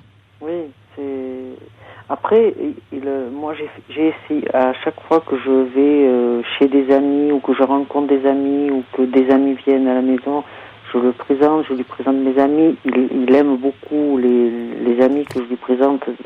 C'est rare lorsqu'il n'y a pas d'affinité entre mes amis et lui. Donc, et je lui fais partager beaucoup de choses. Après, c'est vrai que j'ai certains amis, depuis que je suis avec lui, qui préfèrent ne pas me rencontrer. Et ça, oui, voilà. Enfin, ça, vous savez, c'est les autres, c'est le regard des autres, ça a peu d'importance. Il s'agit de vous, de votre vie, et puis surtout de la manière dont vous la continuez. Et les autres ne sont pas là le soir quand vous le dites, vous avez un manque de lui et que vous avez un coup de blues. Oui, c'est vrai. Ne pas l'oublier, surtout. Écoutez, je vous souhaite bon courage, mais j'ai l'impression que tout ça est plutôt très positif, parce que vous êtes prêts à y mettre du vôtre tous les deux. Oui, lui il a beaucoup de... Je pense qu'il m'aime énormément, je suis sûre, il m'aime énormément, et il me le prouve en faisant, quand je lui demande, je lui ai demandé, donc il s'est éloigné pendant 15 jours, parce que vraiment, il était resté 3 mois quand même à la maison. Ouais. Et je lui avais demandé de partir. Il est parti quand même 15 jours. C'est moi qui l'ai rappelé parce que j'avais un petit souci de santé. Et là, vraiment, j'avais vraiment besoin qu'il soit là. Et donc, il est revenu à la minute où je l'ai appelé. 3 heures après, il était là. Oui. Vous savez, ce qui me frappe dans vos propos, c'est que j'ai l'impression qu'il y a beaucoup de respect. Ah oui, entre vous. Énormément. Et ce qui m'a... D'ailleurs, je lui ai dit, parce que j'avais dit à mes filles et à mon entourage que jamais plus je ne voudrais rencontrer quelqu'un parce que c'était mon mari et ça serait toujours lui. Et lui, ce qui m'a plu en lui, et c'est pour ça que ça me fait plaisir ce que vous dites, parce que je le lui ai dit dès le début, ce qui m'a plu en lui, c'était le respect qu'il avait pour moi, pour ce que j'étais, et il a énormément de respect pour ce que je suis. Oui, et puis pour ce que vous avez vécu aussi. Voilà, et même dans tous les domaines, énormément de respect. C'est quelqu'un de très, très, très respectueux. Et voilà, je ne veux pas le faire souffrir, et je ne veux pas souffrir non plus. Ouais. Et par contre, c'est vrai que je suis quand même malheureuse parce que je ne me sens pas bien ici. Oui, c'est bien la preuve que vous avez vous aussi des égards pour lui comme lui en a pour vous. Écoutez, ça me paraît plutôt très positif. Surtout, vous vous aimez, vous êtes prêts chacun à faire un pas vers l'autre. Il n'y a pas de raison que ça ne se passe pas bien par la suite. Non, j'espère. Non, mais voyez-le le plus possible en dehors de chez vous, de manière à lui laisser le temps et surtout la capacité de s'acclimater et vous, la possibilité, enfin je dirais la faculté de pouvoir l'accueillir et de vous sentir bien, de vous sentir à l'aise, avec ça. Agence la maison en fonction de nous deux. Et c'est normal qu'il ait eu cette réaction. On peut le comprendre, elle est légitime. Mais ça peut s'arranger. Voilà. Écoutez, merci de votre confiance et puis j'espère à très bientôt. Merci Caroline. Au revoir. Bonne soirée. Merci Caroline.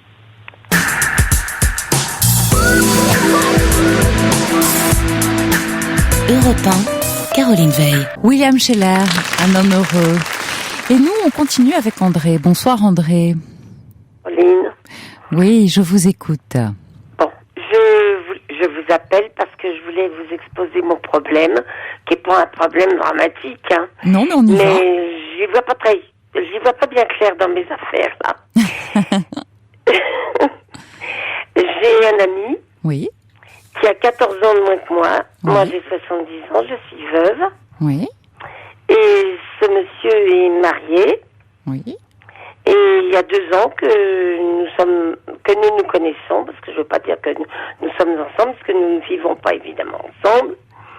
Et puis, c'est quelqu'un de très bien, qui a une très grosse situation, qui m'a cherché, parce que moi j'ai rien cherché du tout, et il recherchait quelqu'un de cultivé, nous habitons la province, et nous sommes très bien tous les deux, seulement il est menteur.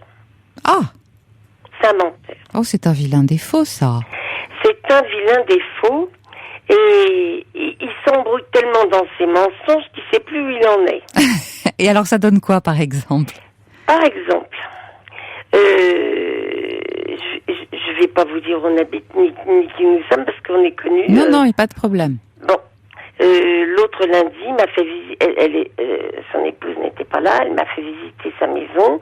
J'étais assez surprise, parce que c'est quelqu'un de réservé, de méfiant, vous voyez. Oui. Ça va avec le personnage. Et j'ai été surprise. J'avoue que je lui ai dit, c'est une marque de confiance. Exact.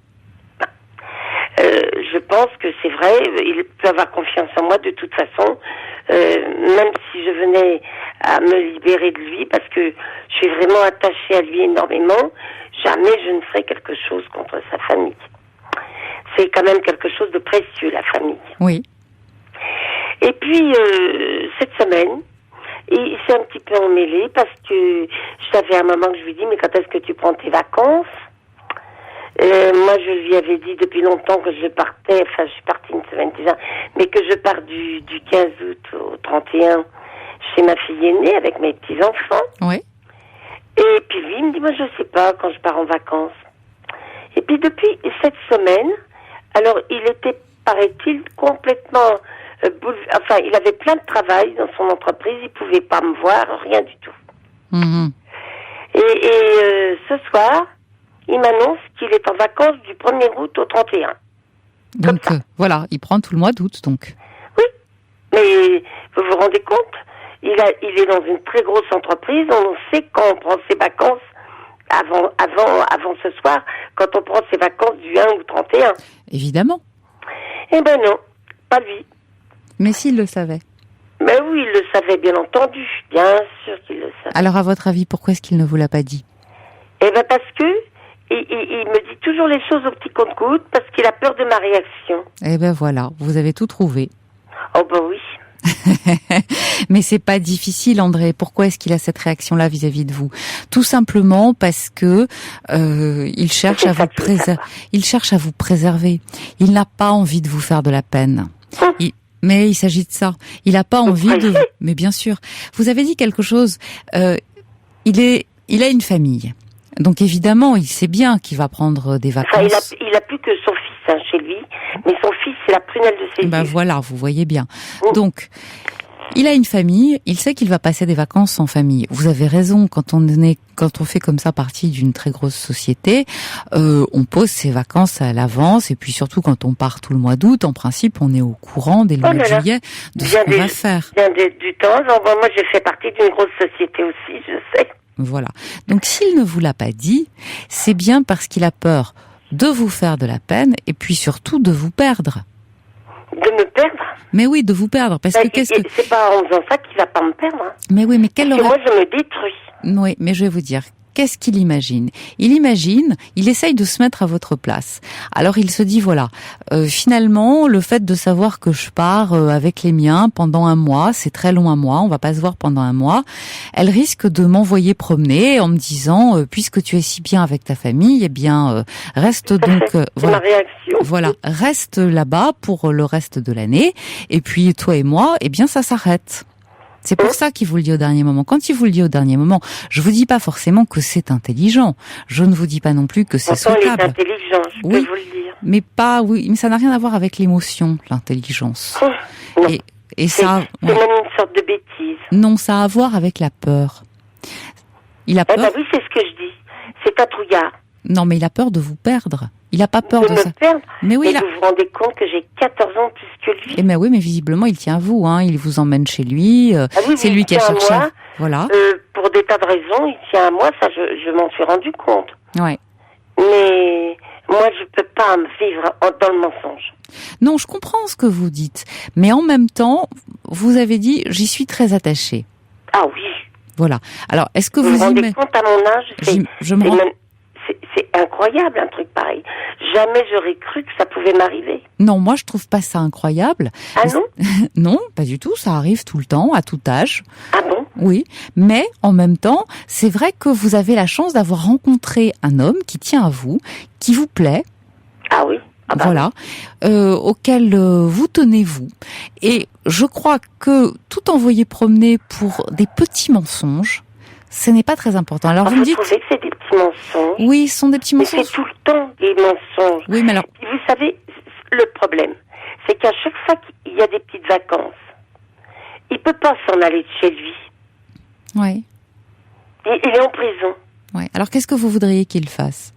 Qu'il se libère au moins une fois. C'est compliqué. Il a une vie de famille. Vous l'avez dit vous-même, la famille, c'est sacré. On n'y touche pas. Il peut sortir de chez soi.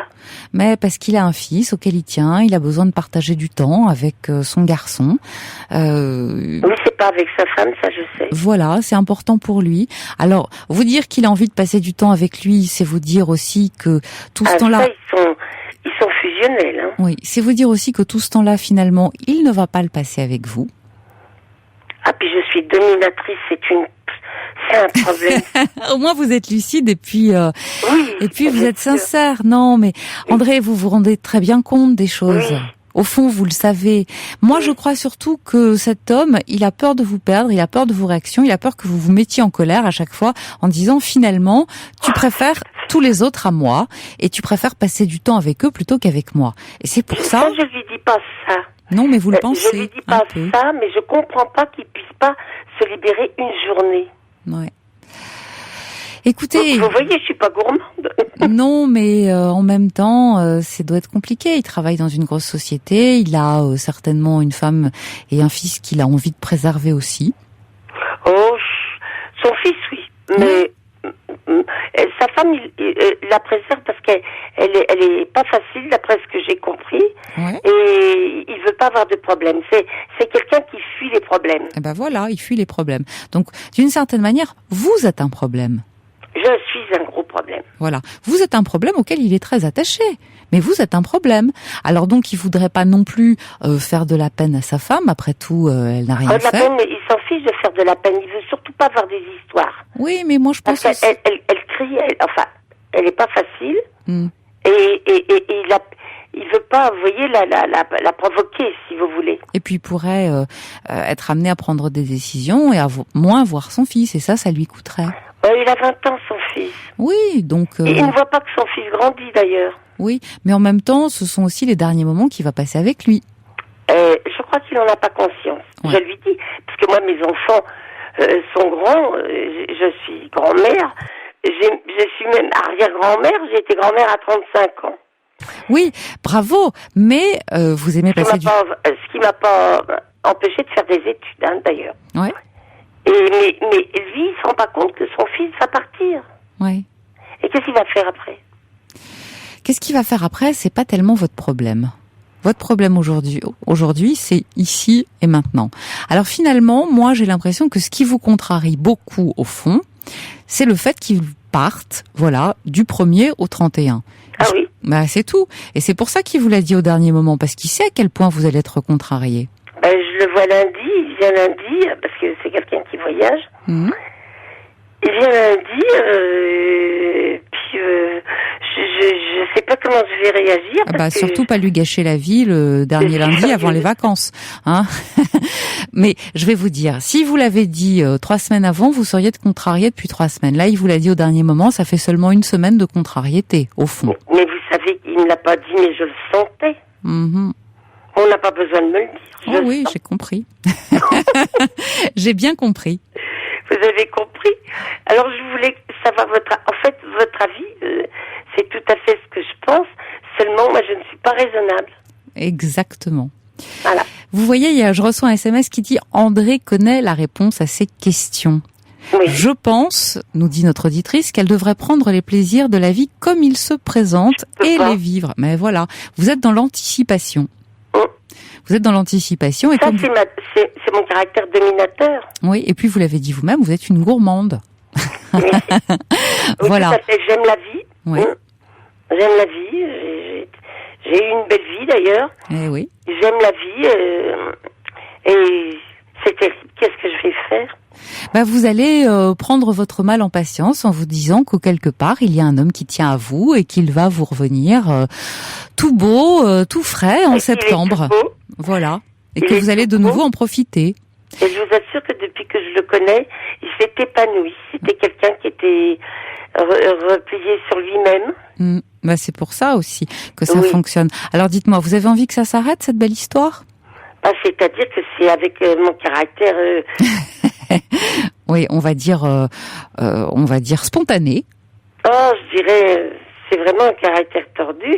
Non, pas tordu, mais vous êtes exigeante parce que vous l'aimez. Ah oui. Et je vais vous dire, Caroline a 70 ans. Je crois que c'est la première fois que j'aime. Mais c'est formidable ce qui vous arrive. Oui. Alors il faut en profiter, il faut pas tout gâcher.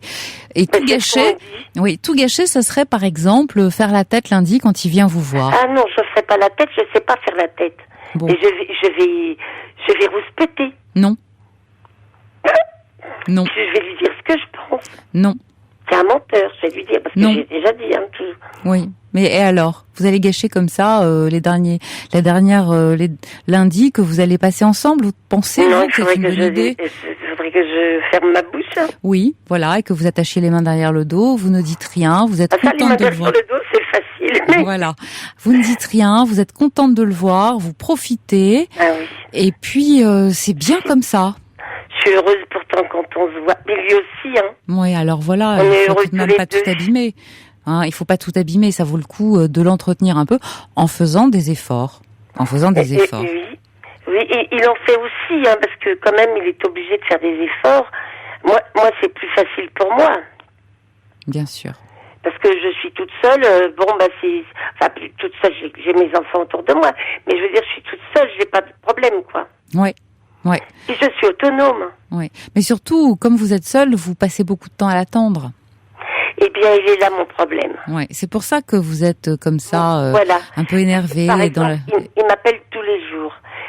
Alors, il m'a appelé tous les jours à 10h30 du matin. Ouais. Maintenant, il m'appelle plus à 10h30 du matin parce que c'est son travail qui le veut. Et alors, je m'empoisonne la vie à attendre le coup de fil. Ouais. Oui, ça c'est... Bien sûr, je comprends. Ça, c'est plus compliqué. Je crois qu'il faut essayer de ne pas attendre le coup de fil. Mais ça, je peux vous dire, je peux m'accrocher au lustre, vous ne m'entendrez pas. Mais bon, écoutez, ce coup de fil, vous l'avez au quotidien, il vous fait du bien. Quand vous le voyez, vous êtes heureuse. Vous êtes heureux tous les deux. Mon Dieu, ça vaut bien quelques petits compromis, quelques petits arrangements. Et me dit mon amie, ma meilleure amie me dit ça aussi. Elle m'a dit que j'étais trop exigeante. Non, c'est pas une question trop exigeante, c'est que vous l'aimez. Quand on aime, forcément, vous l'avez dit vous-même, on n'est pas raisonnable. Alors, bon, voilà. Non, surtout que je voudrais pas vivre avec lui tous les jours. Hein. En plus. Ah non, je suis trop habituée à ma liberté. Bah, j'imagine bien. Écoutez, André, je crois qu'il va vous falloir faire preuve d'un peu de tolérance. Non, un peu de tolérance, voilà. Imaginez que lui aussi a une vie, qu'il y fait attention. Comme vous avez dit, il aime pas les conflits, c'est désagréable pour tout le monde. Personne n'aime se faire crier dessus. Il tient son enfant. Vous savez... Moi, je sais pas, moi... J'ai eu des conflits dans ma vie et beaucoup, mais j'ai pas peur des conflits, moi j'y vais. Oui, mais André, on n'est pas tous pareils. Ben non, voilà. Hein, et c'est d'ailleurs ce qui fait la richesse des rencontres, c'est que précisément on est différents. Sinon, on est différents, voilà. C'est bien. Sinon on s'ennuierait. Ah bah oui.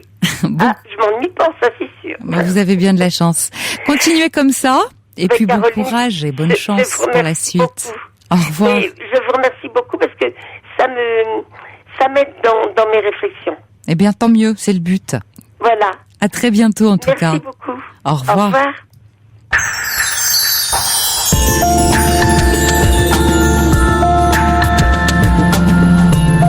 Caroline Veil, jusqu'à 1h sur Europe 1. Fuck you, Lily Allen sur Europe 1. Et nous, on continue avec Marion. Marion, bonsoir. Bonsoir. Ah bon, c'est bien, on vous a retrouvé. Oui, j'entendais pas bien, je me suis dit... Oui, je suis toute intimidée de passer à l'antenne. Écoutez, vous êtes au téléphone, voilà, il se passe rien de plus. Hein, voilà. Oui, je suis toute jeune par rapport à toutes les personnes qui sont passées avant moi. Mais c'est bien aussi. Oui, il y a tous les âges. Alors, vous voudriez parler d'un problème que vous connaissez depuis longtemps, je crois. Oui, en fait, j'ai des difficultés alimentaires depuis, on va dire, mes 12 ans. J'en ai 21 et demi actuellement. Oui. Et c'est un problème assez récurrent, malheureusement. J'ai fait beaucoup de thérapie, j'ai fait beaucoup de travail. Il y a 3 ans, malheureusement, j'ai été hospitalisée en psychiatrie adulte. Oui. C'était extrêmement difficile. Hein. Pourquoi ? Parce que c'était très brutal. En fait, c'est à cause de malaise à répétition. Oui. D'aller et venir aux urgences de façon trop rapprochée. La psychiatre a décidé qu'il fallait m'arrêter dans cette spirale infernale. Bien sûr, c'est parce que vous étiez en danger. Oui, j'étais en danger, oui. Donc, il y a eu une hospitalisation sur demande d'un tiers qui a été mise en place par mon père et la psychiatre. Oui. Et être confrontée en psychiatrie à des pathologies, enfin, des gens qui avaient des pathologies psychiatriques très graves. Lourdes. Lourdes, on va dire lourdes. À peine 19 ans, ça a été assez difficile à gérer. Bien sûr. Donc, ça a été une blessure de plus dans ma jeune vie. Oui. Et disons que pendant mes hospitalisations, les médecins ne se sont pas vraiment occupés de mes troubles alimentaires. Non ? Non, parce qu'en fait, pour eux, j'avais fait une bouffée délirante aiguë. Oui.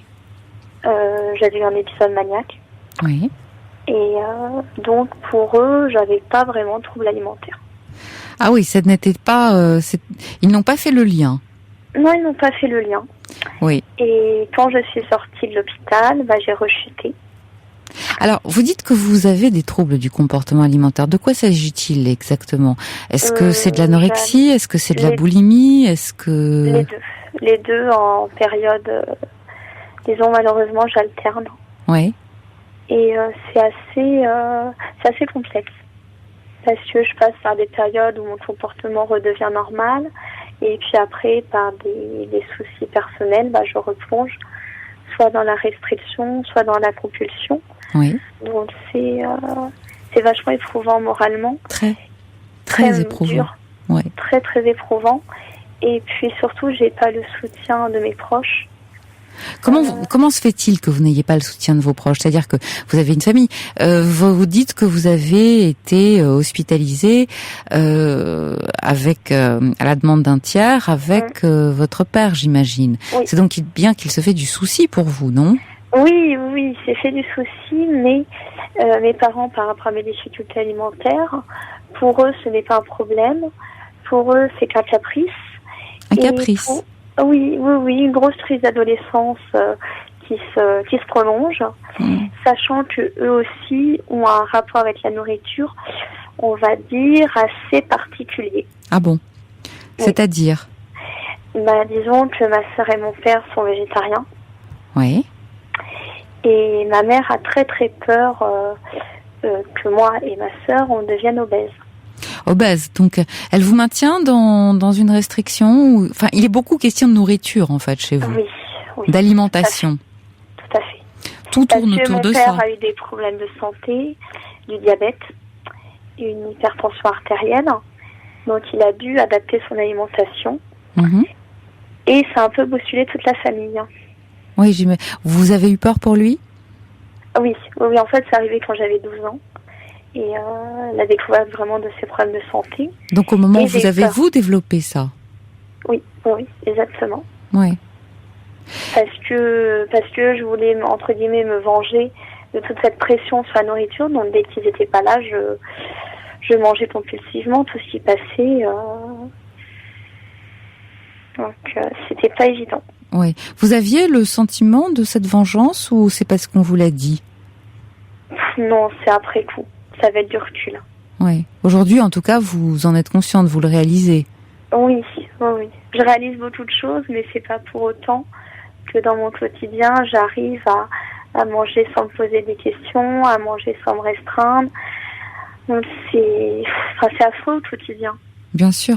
Mais si j'ai bien compris, la nourriture a un caractère particulièrement important au sein de votre famille. Oui. Et est-ce que vous avez essayé, vous avez 21 ans, est-ce que vous habitez avec eux? Est-ce que vous avez essayé de mettre une distance entre vous et eux? J'ai essayé.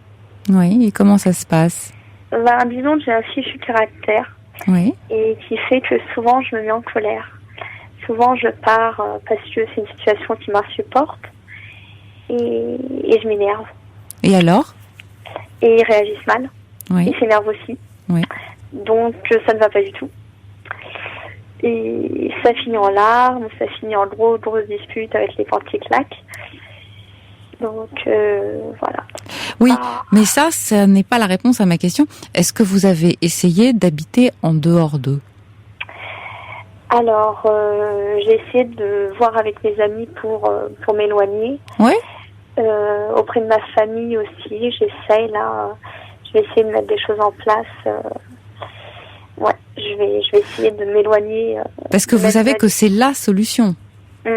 Vous êtes en colère, vous le dites vous-même, vous êtes en colère contre eux, donc comme eux d'ailleurs, vous focalisez sur la nourriture parce que chez vous, comme chez eux, c'est le point sensible. Alors, est-ce que vous vous vengez? Est-ce qu'en même temps vous vous identifiez? Est-ce que la nourriture, j'ai l'impression, est surtout pour tout votre entourage une grosse source d'inquiétude, on va le dire comme ça. Voilà. Est-ce que pour moi, la solution, ça serait plutôt de vous éloigner d'eux et de tout ce contexte qui ne vous est pas favorable, qui vous ramène sans arrêt à ce problème alimentaire, à l'alimentation en tout cas. C'est exactement ça. Et en dehors, disons, de tout ce contexte familial, il y a des éléments dans ma vie personnelle, dans ma vie amoureuse, dans mon passé, des violences que j'ai subies étant adolescente et dans mon enfance qui sont particulièrement douloureuses. Donc j'ai un sacré bagage derrière moi. Vous parlez de violence, Marion, de quoi s'agit-il? Violence psychologique au collège, de mes camarades de classe. Oui. Qui m'insultaient, qui se moquaient de moi tout le temps. Et en fait, ça a coïncidé à mes 12 ans, pareil. Oui, il s'est passé beaucoup de choses, moment. hein. Oui. Au moment de ces 12 ans, dites-moi. Oui, c'était très riche. Et en fait, et puis après d'autres violences avec mon premier petit ami. Oui. Violence psychologique et disons qu'il me contraignait à des rapports. Oui. Mais dites-moi, aujourd'hui, vous avez un amoureux? Non. Pourquoi? Parce que j'ai peur. J'ai peur d'aimer, j'ai peur de m'engager. J'ai peur qu'un homme de nouveau soit violent avec moi. Oui. Voilà. J'ai peur de m'investir dans une relation amoureuse. C'est encore très douloureux. Je reste encore très, très fragile. Oui, vous avez peur qu'on vous fasse du mal. Oui, tout à fait. Ouais, tous les hommes, tous les garçons ne sont pas violents, vous le savez. Oui, je le sais. Ouais. En même temps, vous avez terriblement besoin de reprendre confiance en vous. La seule façon, je crois, aujourd'hui de reprendre confiance en vous, c'est d'habiter, on va dire, de façon un peu plus éloignée des vôtres. C'est la seule façon de vous valoriser un peu. Parce que j'ai l'impression que vous n'avez pas une très haute idée de vous. Et puis surtout, ce que j'entends, moi, je vous sens un peu victime. Je vous sens un peu victime d'une situation. Or, vous n'êtes pas victime, Marion. Il faut prendre maintenant... 21 ans, c'est pas bien grand, on est bien d'accord. Mais c'est aussi un âge où on peut décider de prendre sa vie en main. Oui, c'est sûr. On peut décider de s'occuper de soi de façon différente de ce que vous avez fait jusqu'à aujourd'hui, c'est-à-dire se dire bon voilà, j'ai connu pas mal de mauvais, il faudrait maintenant que je m'organise pour que le bon vienne à moi. Mais le bon vient à vous, voilà. Mais le bon vient à vous si vous le provoquez. Il faut le vouloir. Donc il faut vraiment se positionner dans cette optique-là. Vous êtes d'accord avec moi? Ah oui, tout à fait. Je m'accroche à mes études. J'ai repris des études qui me plaisent beaucoup. Ah, c'est bien ça. Qu'est-ce que vous faites? Je fais une formation de secrétaire médicale. Ah, c'est très bien. J'ai mon examen dans 2 mois. Donc là, je suis en pleine révision. Oui. Et ça me passionne. Mes stages se sont très bien passés à l'hôpital. Donc, c'est génial. Oui. Mais enfin, c'est quand même en relation avec à la fois la maladie et puis en même temps avec un métier d'aide, parce que secrétaire médical, vous savez comme moi qu'on a un rôle important à jouer auprès des malades. Donc vous êtes vraiment dans la réparation. Oui. Alors c'est peut-être un moyen justement pour que vous cessiez de vous sentir victime aussi. Le fait d'aider les autres, d'aider à réparer, d'avoir un rôle à jouer là-dedans. Et puis ça passe aussi par je me rends autonome. Donc si vous dites que vous avez cet examen dans 2 mois, est-ce que vous pouvez penser travailler assez vite? Alors en fait, disons par mes problèmes de santé, là purement somatique, j'envisage d'intégrer une clinique soins-études. Ouais. Qui me permettrait de reprendre mes études où je me suis arrêtée il y a 3 ans, donc en première littéraire.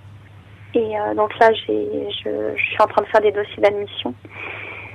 Et ça serait une clinique soins-études sur Paris.